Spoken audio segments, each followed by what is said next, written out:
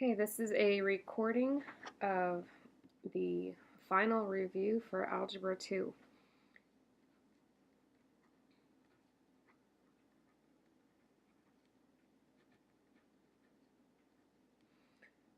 Okay, I'm just going to start working through it. I'm going to explain most of them, but not all of them, as some of them are very similar to others. So the ones that are unique, I will, of course, be explaining. All right. Starting off with number 1, add or subtract. The original problem has parentheses around it. That is only to separate the initial polynomials, but since there is an addition sign, as you notice, between them, the parentheses are actually quite unnecessary. So all you do is you find your like terms and you add them. And of course, like terms have to have the same variables and the exact same exponents. Of course, all our variables are just x's in this problem, so I've got to check for the exponents. This one has an exponent of 2, this one has an exponent of 1, and this one over here has an exponent of 1, so those are my like terms. And then, of course, the numbers count as like terms as well. So then combining my like terms, the 4x squared stays by itself. 4x and 4x, you add the numbers in front, you do not add the exponents unless you're multiplying the bases, but since we are adding them, we keep the exponents the same and we just add the numbers in front. So 4 plus 4 is 8x, and then 1 plus 20 is plus 21, and that would be my final answer for number 1. Number 2 is very similar.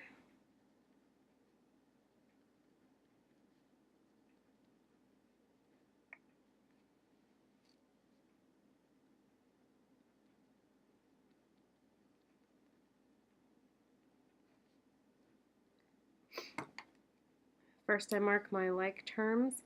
Again, that means that my variables and exponents have to be the same. The ones with the x cubed are like terms, the ones with the x squared are like terms. I don't have any just x's by themselves. And again, I don't add my exponents because I'm not multiplying the bases. I'm adding them, so I only add the numbers in front of my variables. So 6 plus 2 is 8.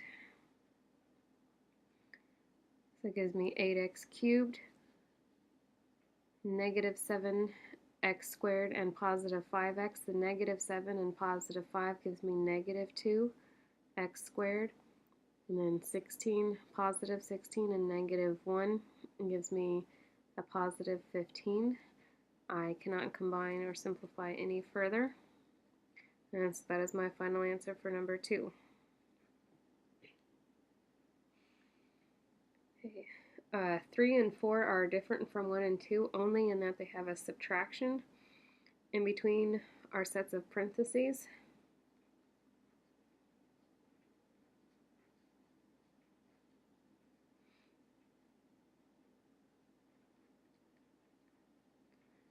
Now what the subtraction does is it changes all of the signs in the second parentheses.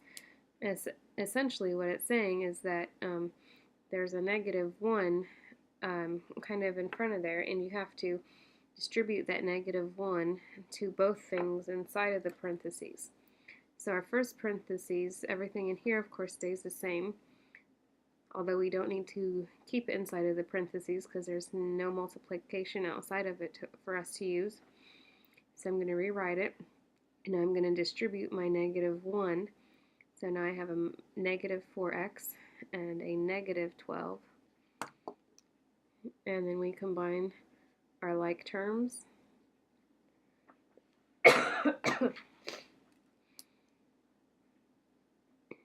Giving us our final answer of 6x squared. 7 and negative 4 is 3. And then positive 1 and negative 12 is negative 11. And that would be our final answer for number 3.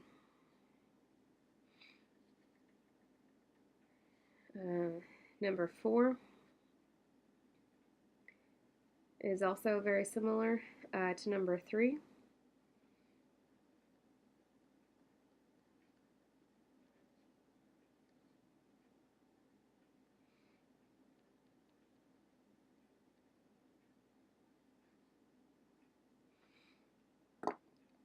And of course, again, this negative essentially means I've got a -1 in front of here. You don't have to write the 1. Essentially, it just means that every single sign in the following parenthesis is going to change. And so all three of these signs are positive. All three of these numbers are positive, so they all change to negative. If they were negative, they would change to positive. So I'm going to go ahead and put my implied 1 out in front, and then I'm going to distribute it to everything inside the parentheses and rewrite my initial equation.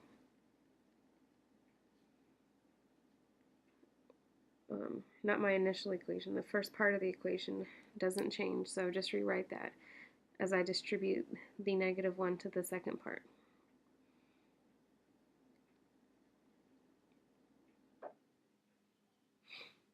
Now I combine my like terms. I've got 2 terms with x squared, 2 terms with the x, and then I've got 2 numbers that have no variables.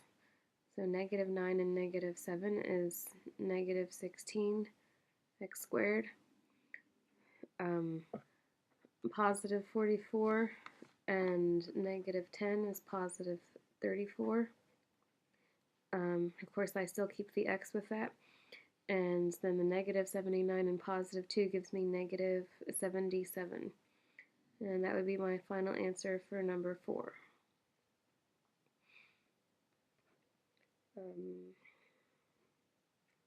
Number 5 is kind of a combination of 1 through 4. It has both addition and subtraction of polynomials.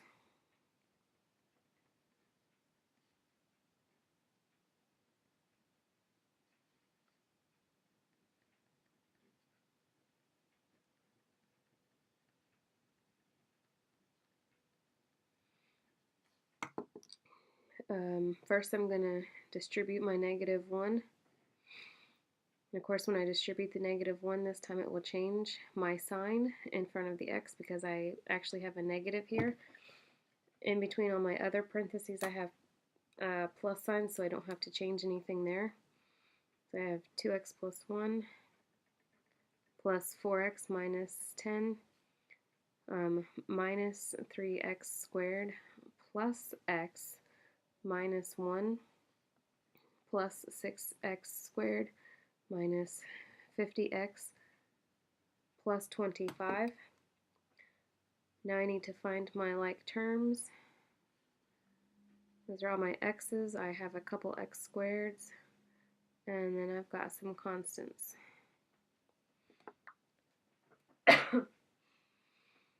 And of course, we have to write our answer in standard form. The others have just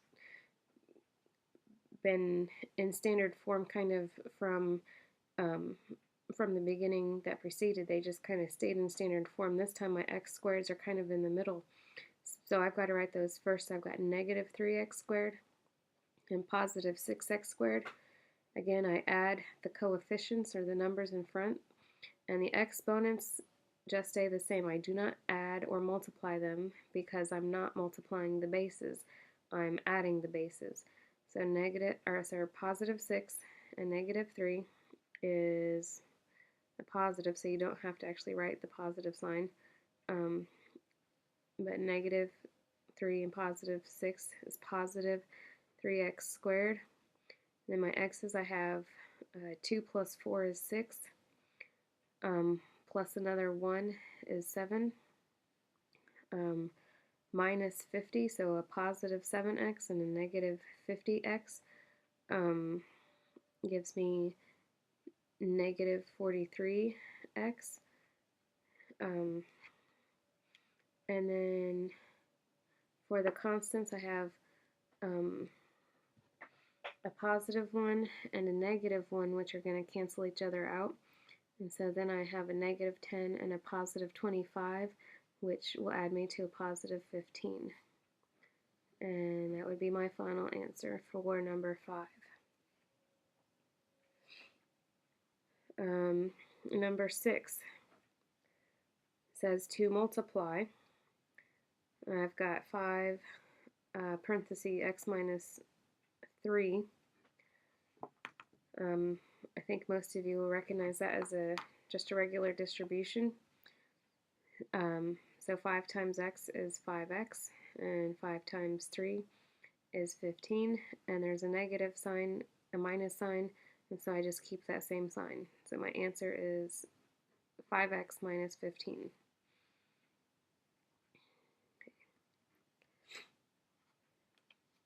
Number 7. We have 3x times the quantity 2x squared plus 11. Again, I distribute. Now this time, since I'm distributing, that means I'm multiplying, not adding or subtracting. So now when I've got my 3x and my 2x squared, I multiply them. So I multiply the numbers in front, multiply the 3 times 2 is 6, and then I have to multiply the variables x times x squared. Now since I'm multiplying my bases, I have to add my exponents. And so if you remember, if there isn't an exponent, it's an exponent of 1. So x to the first times x to the second, I add the exponent. I add the 1 and the 2, which gives me x cubed. And then, so now I've multiplied the 3x times the 2x squared.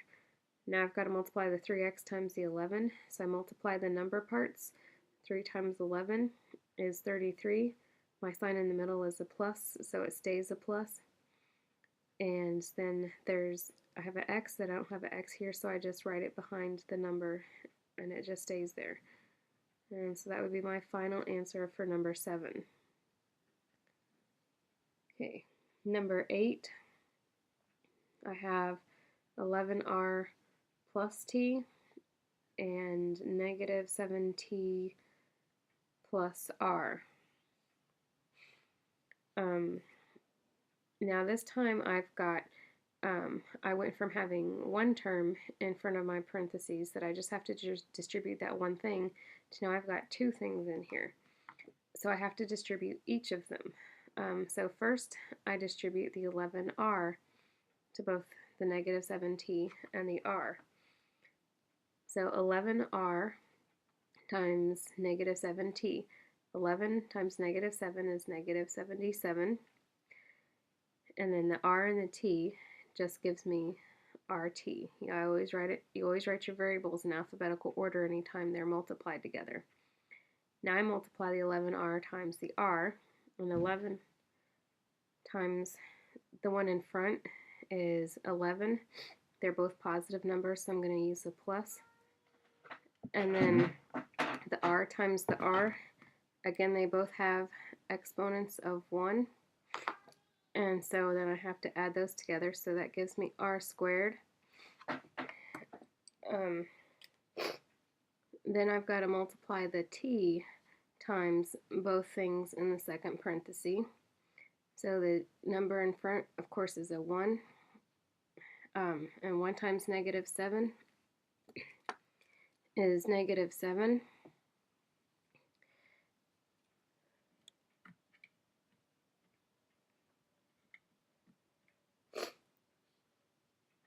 Yeah, 1 times negative 7 is negative 7, and then t times t, again, those both have an exponent of 1, so I have to add those together, and that gives me t squared. And then the 1t times the r, of course the r also has a 1 in front of it. 1 times 1 is just 1, which we don't have to write. They're both positive, so it stays positive. And t times r is just rt, because as we say, we write it in alphabetical order. Now we've got to check for like terms. And So we've got negative 77 RT and RT here. Of course, the number in front of that is a 1. So adding the numbers in front, now I'm adding, I'm not multiplying, so I no longer add my exponents because I'm not multiplying anything anymore. So negative 77 and a positive 1 gives me a negative 76 RT, and I write it towards the back because you always write the ones with just the single variables usually first. And so I'm going to write my 11r squared minus 7t squared, and that would be my final answer for number 8.